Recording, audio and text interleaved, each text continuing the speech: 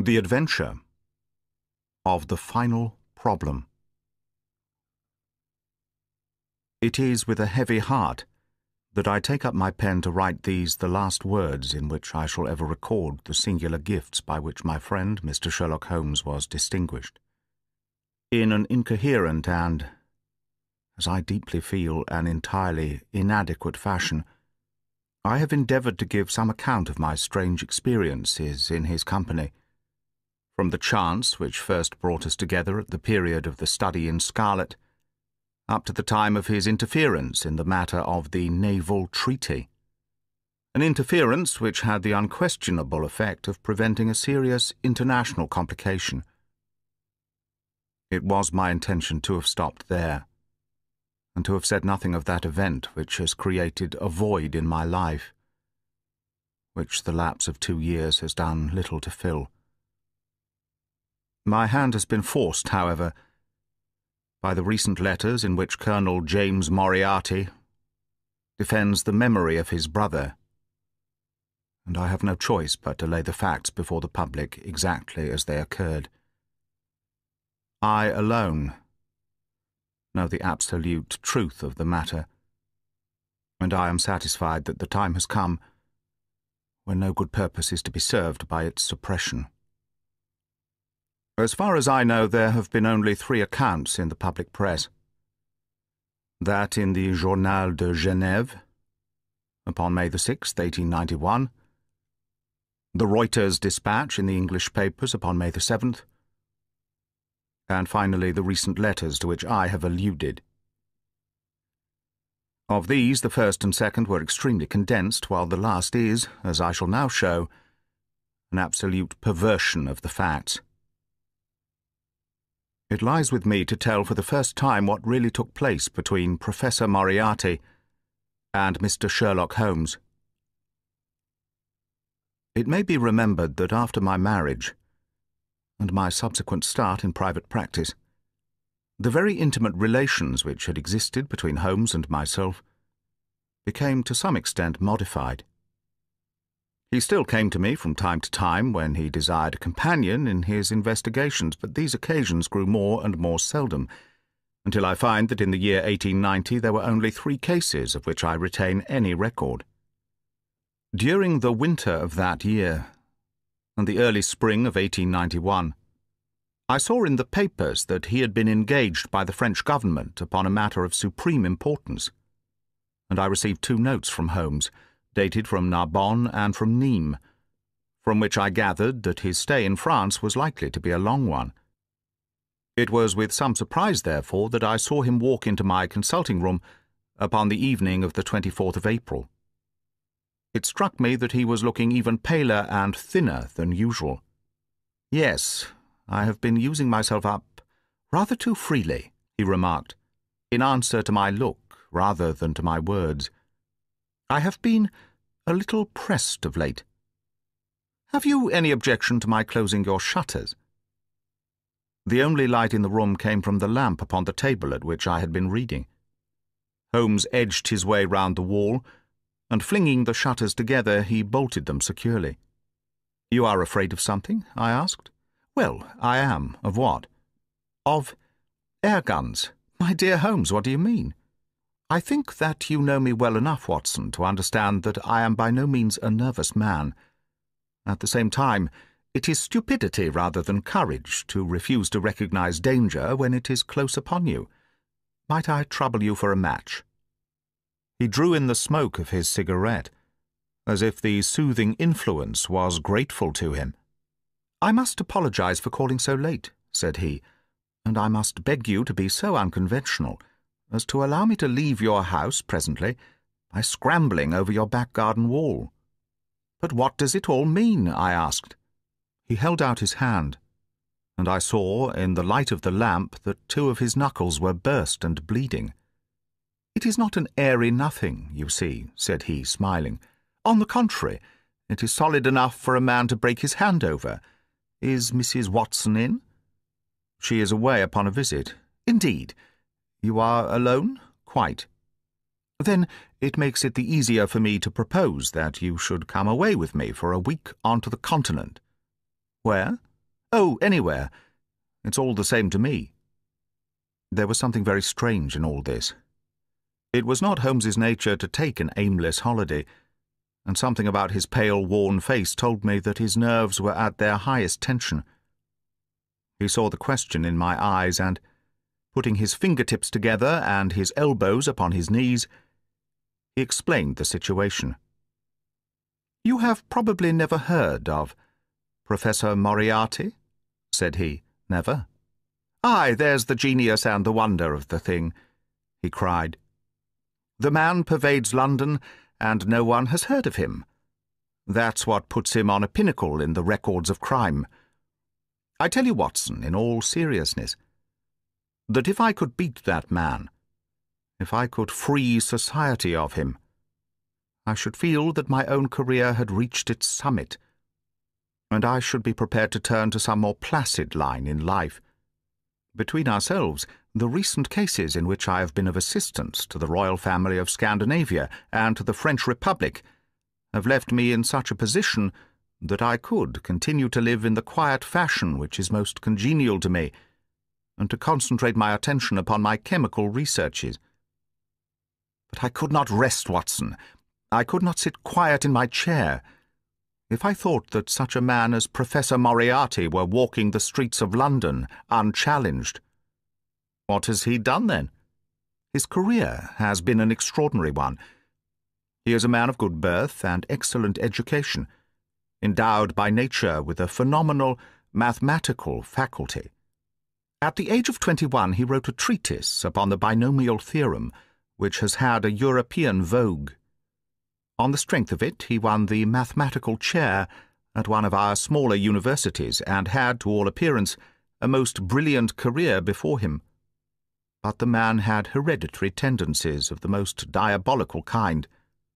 A criminal strain ran in his blood which, instead of being modified, was increased and rendered infinitely more dangerous by his extraordinary mental powers. Dark rumours gathered round him in the university town, and eventually he was compelled to resign his chair and to come down to London, where he set up as an army coach. So much is known to the world. But what I am telling you now is what I myself have discovered. As you are aware, Watson, there is no one who knows the higher criminal world of London so well as I do. For years past I have continually been conscious of some power behind the malefactor, some deep, organizing power which forever stands in the way of the law and throws its shield over the wrongdoer, again and again in cases of the most varying sorts, forgery cases, robberies, murders. I have felt the presence of this force, and I have deduced its action in many of those undiscovered crimes in which I have not been personally consulted. For years I have endeavored to break through the veil which shrouded it, and at last the time came when I seized my thread and followed it, until it led me, after 1,000 cunning windings, to ex-Professor Moriarty of mathematical celebrity. He is the Napoleon of crime, Watson. He is the organizer of half that is evil, and of nearly all that is undetected in this great city. He is a genius, a philosopher, an abstract thinker. He has a brain of the first order. He sits motionless like a spider in the centre of its web, but that web has 1,000 radiations, and he knows well every quiver of each of them.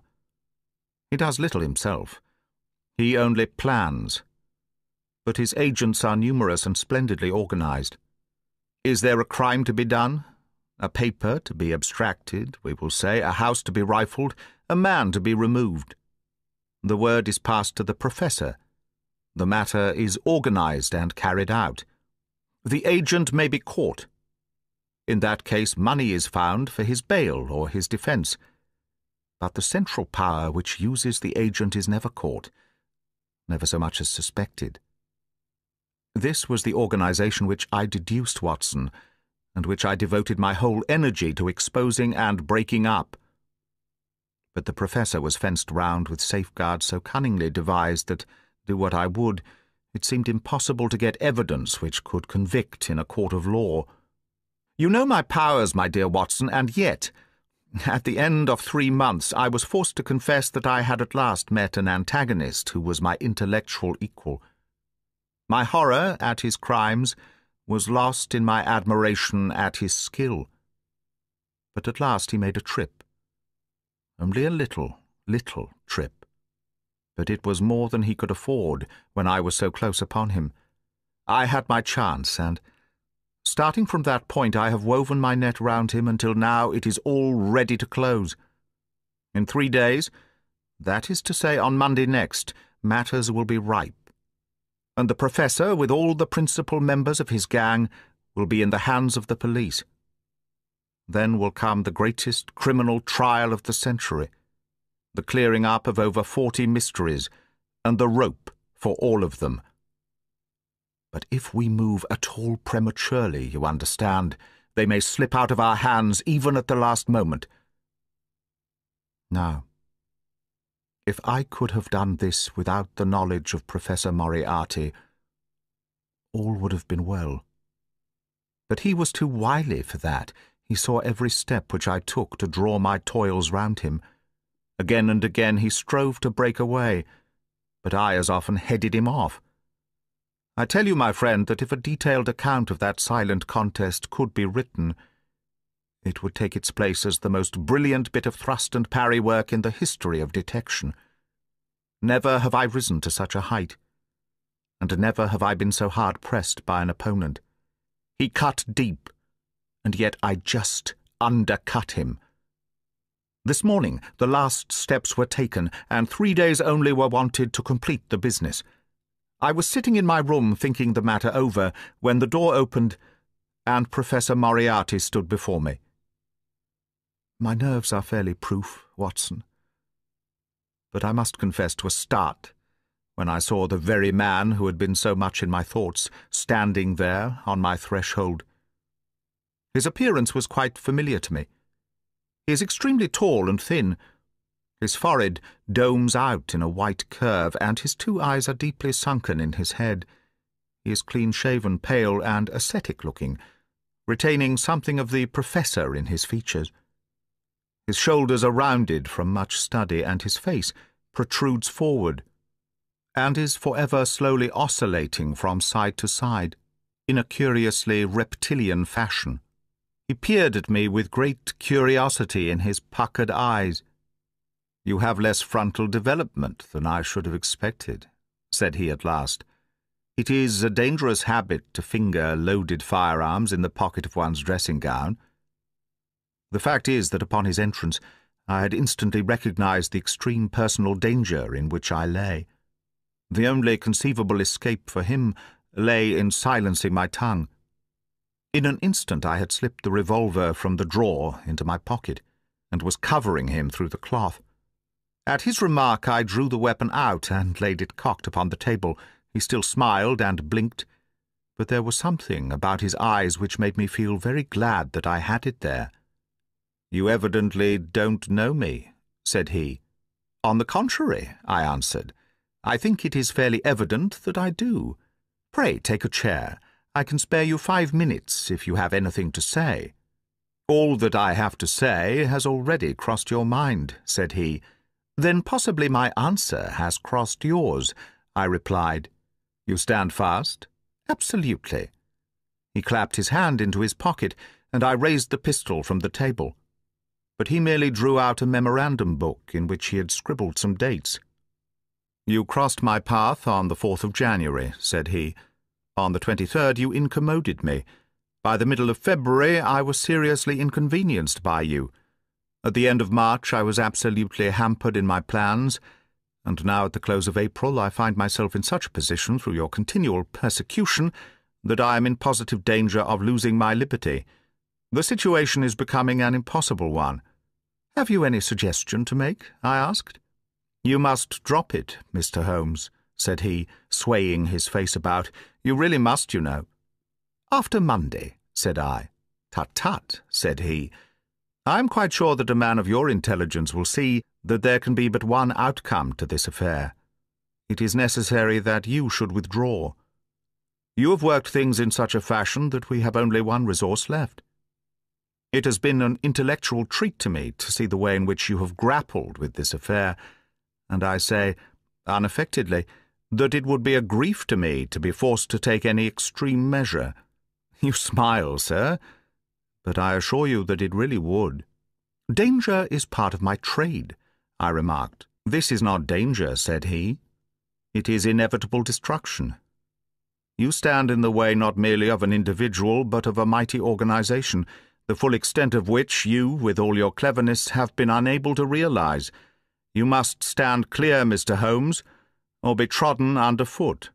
I am afraid, said I, rising, that in the pleasure of this conversation I am neglecting business of importance which awaits me elsewhere. He rose also and looked at me in silence, shaking his head sadly. Well, well, said he at last. It seems a pity, but I have done what I could. I know every move of your game. You can do nothing before Monday. It has been a duel between you and me, Mr. Holmes. You hope to place me in the dock. I tell you that I will never stand in the dock. You hope to beat me. I tell you that you will never beat me. If you are clever enough to bring destruction upon me, rest assured that I shall do as much to you. You have paid me several compliments, Mr. Moriarty, said I. Let me pay you one in return when I say that if I were assured of the former eventuality, I would, in the interests of the public, cheerfully accept the latter. I can promise you the one, but not the other, he snarled, and so turned his rounded back upon me and went peering and blinking out of the room. That was my singular interview with Professor Moriarty. I confess that it left an unpleasant effect upon my mind. His soft, precise fashion of speech leaves a conviction of sincerity which a mere bully could not produce. Of course, you will say, why not take police precautions against him? The reason is that I am well convinced that it is from his agents the blow would fall. I have the best of proofs that it would be so. You have already been assaulted? My dear Watson, Professor Moriarty is not a man who lets the grass grow under his feet. I went out about midday to transact some business in Oxford Street. As I passed the corner which leads from Bentinck Street onto the Welbeck Street crossing, a two-horse van, furiously driven, whizzed round and was on me like a flash.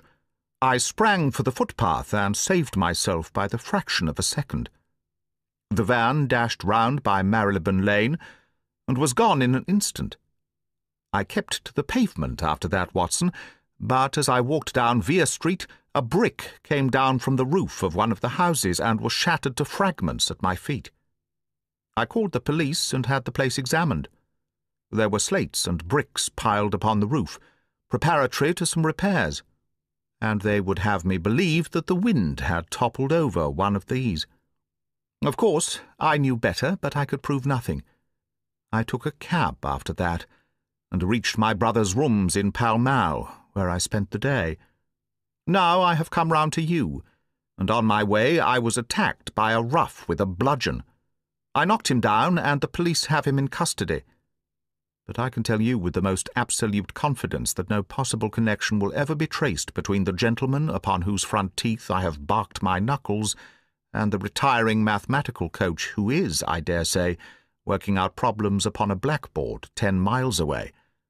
You will not wonder, Watson, that my first act on entering your rooms was to close your shutters, and that I have been compelled to ask your permission to leave the house by some less conspicuous exit than the front door.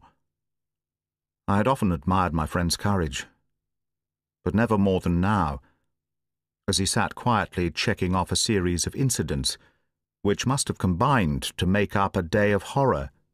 "You will spend the night here?" I said. "No, my friend, you might find me a dangerous guest. I have my plans laid, and all will be well. Matters have gone so far now that they can move without my help as far as the arrest goes, though my presence is necessary for a conviction. It is obvious, therefore, that I cannot do better than get away for the few days which remain before the police are at liberty to act. It would be a great pleasure to me, therefore, if you could come on to the Continent with me. The practice is quiet," said I, "and I have an accommodating neighbour. I should be glad to come." "And to start tomorrow morning?" If necessary? Oh, yes, it is most necessary. Then these are your instructions, and I beg, my dear Watson, that you will obey them to the letter. For you are now playing a double-handed game with me against the cleverest rogue and the most powerful syndicate of criminals in Europe. Now listen. You will dispatch whatever luggage you intend to take by a trusty messenger, unaddressed, to Victoria tonight. In the morning you will send for a hansom, desiring your man to take neither the first nor the second which may present itself. Into this hansom you will jump, and you will drive to the Strand end of the Lowther Arcade, handing the address to the cabman upon a slip of paper, with a request that he will not throw it away. Have your fare ready, and the instant that your cab stops, dash through the arcade, timing yourself to reach the other side at 9:15. You will find a small brougham waiting close to the curb, driven by a fellow with a heavy black cloak tipped at the collar with red.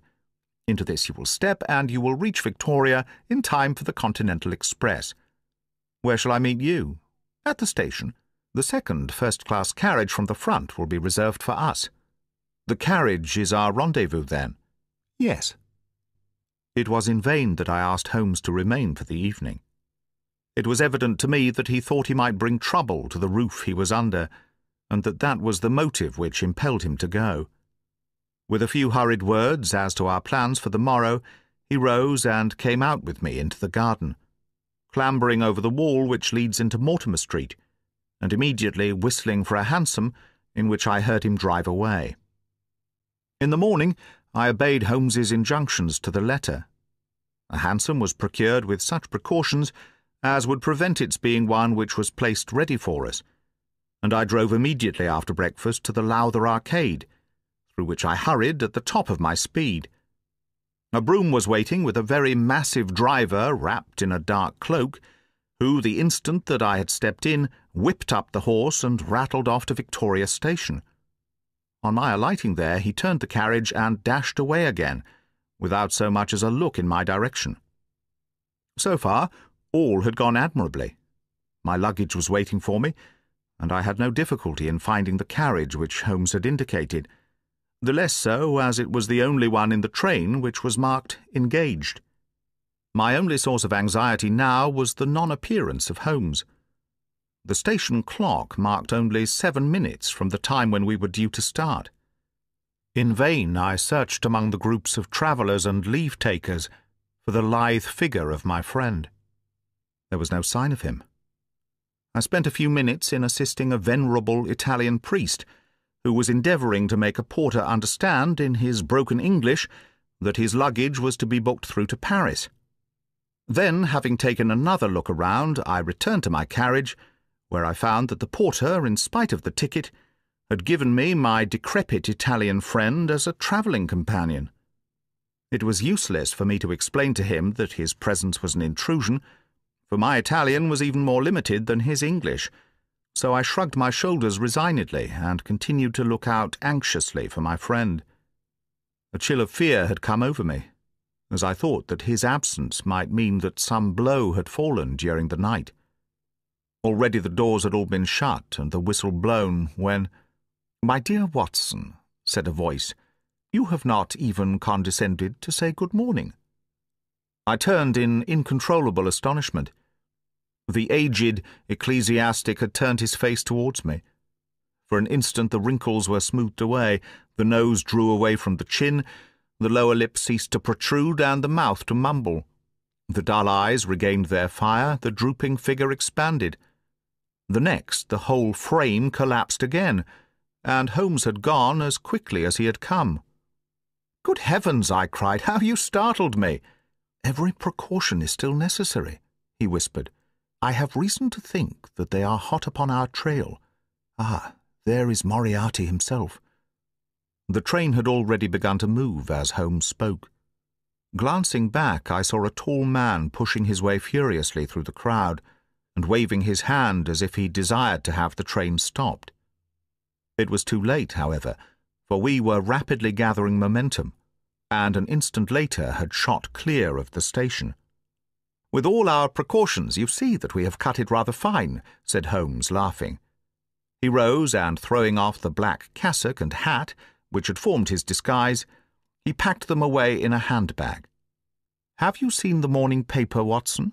"No." "You haven't seen about Baker Street, then?" "Baker Street? They set fire to our rooms last night. No great harm was done." "Good heavens, Holmes, this is intolerable." "They must have lost my track completely after their bludgeon man was arrested. Otherwise they could not have imagined that I had returned to my rooms. They have evidently taken the precaution of watching you, however, and that is what has brought Moriarty to Victoria. You could not have made any slip in coming. I did exactly what you advised. Did you find your brougham?" "Yes, it was waiting." "Did you recognize your coachman?" "No." "It was my brother Mycroft. It is an advantage to get about in such a case without taking a mercenary into your confidence. But we must plan what we are to do about Moriarty now. As this is an express, and as the boat runs in connection with it, I should think we have shaken him off very effectively. My dear Watson, you evidently did not realize my meaning when I said that this man may be taken as being quite on the same intellectual plane as myself. You do not imagine that if I were the pursuer, I should allow myself to be baffled by so slight an obstacle. Why, then, should you think so meanly of him? What will he do?" "What I should do." "What would you do, then?" "Engage a special." "But it must be late." "By no means. This train stops at Canterbury, and there is always at least a quarter of an hour's delay at the boat. He will catch us there. One would think that we were the criminals. Let us have him arrested on his arrival. It would be to ruin the work of 3 months. We should get the big fish, but the smaller would dart right and left out of the net. On Monday we should have them all. No, an arrest is inadmissible. What then? We shall get out at Canterbury, and then? Well, then we must make a cross-country journey to Newhaven, and so over to Dieppe. Moriarty will again do what I should do. He will get on to Paris, mark down our luggage, and wait for 2 days at the depot. In the meantime we shall treat ourselves to a couple of carpet-bags, encourage the manufactures of the countries through which we travel, and make our way at our leisure into Switzerland via Luxembourg and Bâle.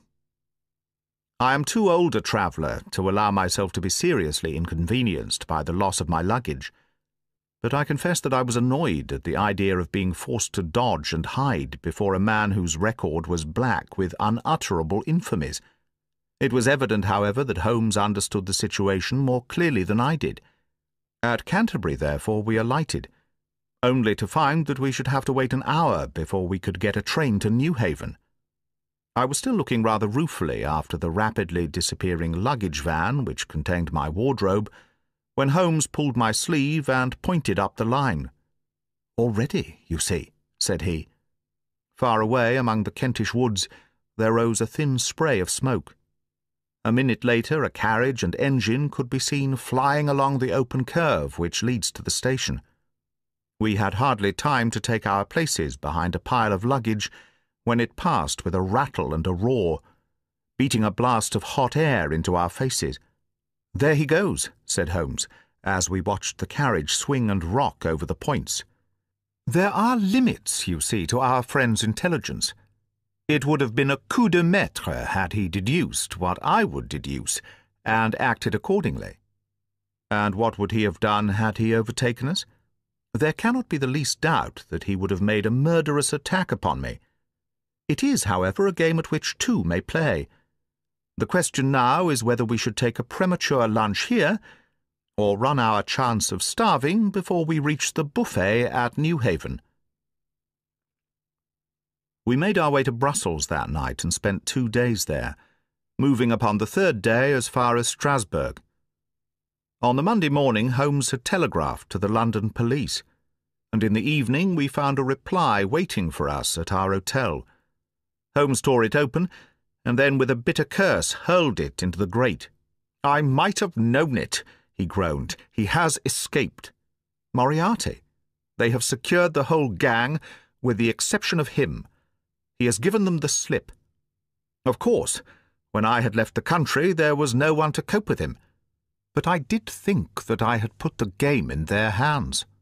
I think that you had better return to England, Watson. Why? because you will find me a dangerous companion now. This man's occupation is gone. He is lost if he returns to London. If I read his character right, he will devote his whole energies to revenging himself upon me. He said as much in our short interview, and I fancy that he meant it. I should certainly recommend you to return to your practice. It was hardly an appeal to be successful with one who was an old campaigner as well as an old friend. We sat in the Strasbourg salle à manger, arguing the question for half an hour. But the same night we had resumed our journey and were well on our way to Geneva. For a charming week we wandered up the valley of the Rhone, and then, branching off at Luc, we made our way over the Gemmi Pass, still deep in snow, and so, by way of Interlaken, to Meiringen. It was a lovely trip. The dainty green of the spring below, the virgin white of the winter above. But it was clear to me that never for one instant did Holmes forget the shadow which lay across him. In the homely alpine villages or in the lonely mountain passes, I could still tell by his quick glancing eyes and his sharp scrutiny of every face that passed us that he was well convinced that, walk where we would, we could not walk ourselves clear of the danger which was dogging our footsteps. Once, I remember, as we passed over the Gemmi and walked along the border of the melancholy Dobensee, a large rock which had been dislodged from the ridge upon our right clattered down and roared into the lake behind us. In an instant Holmes had raced up onto the ridge and, standing upon a lofty pinnacle, craned his neck in every direction. It was in vain that our guide assured him that a fall of stones was a common chance in the springtime at that spot. He said nothing, but he smiled at me with the air of a man who sees the fulfilment of that which he had expected. And yet, for all his watchfulness, he was never depressed. On the contrary, I can never recollect having seen him in such exuberant spirits. Again and again he recurred to the fact that if he could be assured that society was freed from Professor Moriarty, he would cheerfully bring his own career to a conclusion. I think that I may go so far as to say, Watson, that I have not lived wholly in vain, he remarked. If my record were closed tonight, I could still survey it with equanimity. The air of London is the sweeter for my presence. In over 1,000 cases, I am not aware that I have ever used my powers upon the wrong side. Of late I have been tempted to look into the problems furnished by nature, rather than those more superficial ones for which our artificial state of society is responsible. Your memoirs will draw to an end, Watson, upon the day that I crown my career by the capture or extinction of the most dangerous and capable criminal in Europe. I shall be brief, and yet exact, in the little which remains for me to tell. It is not a subject on which I would willingly dwell, and yet I am conscious that a duty devolves upon me to omit no detail. It was upon the 3rd of May that we reached the little village of Meiringen, where we put up at the Englischer Hof, then kept by Peter Steiler the elder. Our landlord was an intelligent man, and spoke excellent English, having served for 3 years as waiter at the Grosvenor Hotel in London. At his advice, upon the afternoon of the 4th, we set off together with the intention of crossing the hills and spending the night at the hamlet of Rosenlau. We had strict injunctions, however, on no account to pass the falls of Reichenbach, which are about halfway up the hill, without making a small detour to see them. It is indeed a fearful place.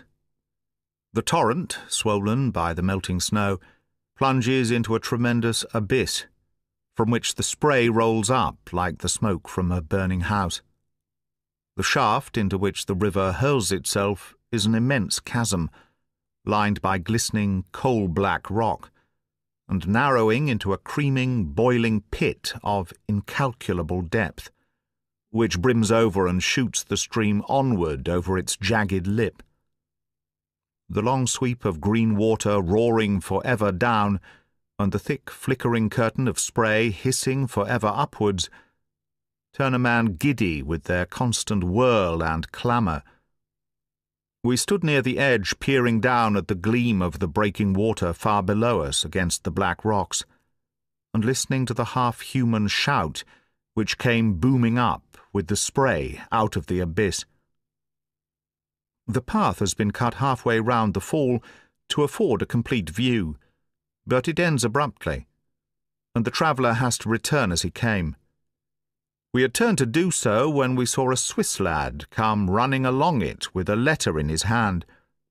It bore the mark of the hotel which we had just left, and was addressed to me by the landlord. It appeared that within a very few minutes of our leaving, an English lady had arrived who was in the last stage of consumption.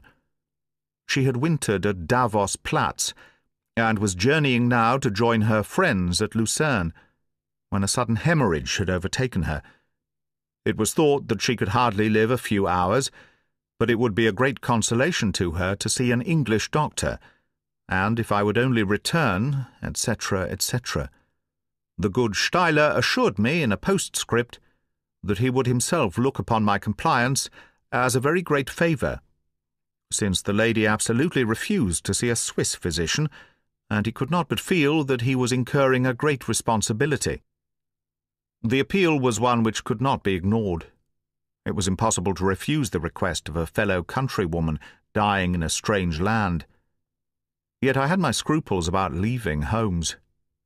It was finally agreed, however, that he should retain the young Swiss messenger with him as guide and companion, while I returned to Meiringen. My friend would stay some little time at the fall, he said, and would then walk slowly over the hill to Rosenlau, where I was to rejoin him in the evening. As I turned away, I saw Holmes, with his back against a rock and his arms folded, gazing down at the rush of waters. It was the last that I was ever destined to see of him in this world. When I was near the bottom of the descent, I looked back. It was impossible from that position to see the fall, but I could see the curving path which winds over the shoulder of the hill and leads to it. Along this a man was, I remember, walking very rapidly. I could see his black figure clearly outlined against the green behind him. I noted him, and the energy with which he walked, but he passed from my mind again as I hurried on upon my errand. It may have been a little over an hour before I reached Meiringen. Old Steiler was standing at the porch of his hotel. "Well," said I, as I came hurrying up, "I trust that she is no worse." A look of surprise passed over his face, and at the first quiver of his eyebrows, my heart turned to lead in my breast. "You did not write this," I said, pulling the letter from my pocket. "There is no sick Englishwoman in the hotel?" "Certainly not," he cried. "But it has the hotel mark upon it. Ah, it must have been written by that tall Englishman who came in after you had gone. He said—" But I waited for none of the landlord's explanations. In a tingle of fear I was already running down the village street, and making for the path which I had so lately descended. It had taken me an hour to come down. For all my efforts, 2 more had passed before I found myself at the fall of Reichenbach once more. There was Holmes's alpine stock still leaning against the rock by which I had left him. But there was no sign of him, and it was in vain that I shouted. My only answer was my own voice reverberating in a rolling echo from the cliffs around me. It was the sight of that alpine stock which turned me cold and sick. He had not gone to Rosenlau then. He had remained on that 3-foot path, with sheer wall on one side and sheer drop upon the other, until his enemy had overtaken him. The young Swiss had gone too. He had probably been in the pay of Moriarty, and had left the 2 men together. And then what had happened? Who was to tell us what had happened then? I stood for a minute or two to collect myself, for I was dazed with the horror of the thing. Then I began to think of Holmes's own methods, and to try to practice them in reading this tragedy. It was, alas, only too easy to do. During our conversation we had not gone to the end of the path, and the alpine stock marked the place where we had stood. The blackish soil is kept forever soft by the incessant drift of spray, and a bird would leave its tread upon it. 2 lines of footmarks were clearly marked along the farther end of the path, both leading away from me. There were none returning. A few yards from the end, the soil was all ploughed up into a patch of mud, and the brambles and ferns which fringed the chasm were torn and bedraggled. I lay upon my face and peered over, with the spray spouting up all around me. It had darkened since I left, and now I could only see here and there the glistening of moisture upon the black walls, and far away, down at the end of the shaft, the gleam of the broken water. I shouted, but only that same half-human cry of the fall was borne back to my ears. But it was destined that I should after all have a last word of greeting from my friend and comrade. I have said that his alpine stock had been left leaning against a rock which jutted onto the path. From the top of this boulder the gleam of something bright caught my eye, and raising my hand I found that it came from the silver cigarette case which he used to carry. As I took it up, a small square of paper, upon which it had lain, fluttered down onto the ground. Unfolding it, I found that it consisted of 3 pages torn from his notebook, and addressed to me. It was characteristic of the man that the direction was as precise and the writing as firm and clear as though it had been written in his study. "My dear Watson," he said, "I write these few lines through the courtesy of Mr. Moriarty, who awaits my convenience for the final discussion of those questions which lie between us. He has been giving me a sketch of the methods by which he avoided the English police, and kept himself informed of our movements. They certainly confirmed the very high opinion which I had formed of his abilities. I am pleased to think that I shall be able to free society from any further effects of his presence, though I fear that it is at a cost which will give pain to my friends, and especially, my dear Watson, to you. I have already explained to you, however, that my career had in any case reached its crisis, and that no possible conclusion to it could be more congenial to me than this. Indeed, if I may make a full confession to you, I was quite convinced that the letter from Meiringen was a hoax, and I allowed you to depart on that errand under the persuasion that some development of this sort would follow. Tell Inspector Patterson that the papers which he needs to convict the gang are in Pigeonhole M, done up in a blue envelope and inscribed Moriarty. I made every disposition of my property before leaving England, and handed it to my brother Mycroft. Pray give my greetings to Mrs. Watson, and believe me to be, my dear fellow, very sincerely yours, Sherlock Holmes. A few words may suffice to tell the little that remains. An examination by experts leaves little doubt that a personal contest between the 2 men ended, as it could hardly fail to end in such a situation, in their reeling over, locked in each other's arms. Any attempt at recovering the bodies was absolutely hopeless, and there, deep down in that dreadful cauldron of swirling water and seething foam, will lie for all time the most dangerous criminal and the foremost champion of the law of their generation. The Swiss youth was never found again, and there can be no doubt that he was one of the numerous agents whom Moriarty kept in his employ. As to the gang, it will be within the memory of the public how completely the evidence which Holmes had accumulated exposed their organization, and how heavily the hand of the dead man weighed upon them. Of their terrible chief, few details came out during the proceedings, and if I have now been compelled to make a clear statement of his career, it is due to those injudicious champions who have endeavoured to clear his memory by attacks upon him whom I shall ever regard as the best and the wisest man whom I have ever known.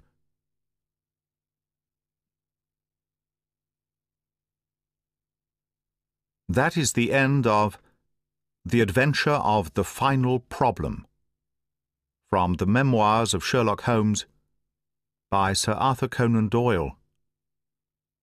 Read by Greg Wagland for Magpie Audio, 2016.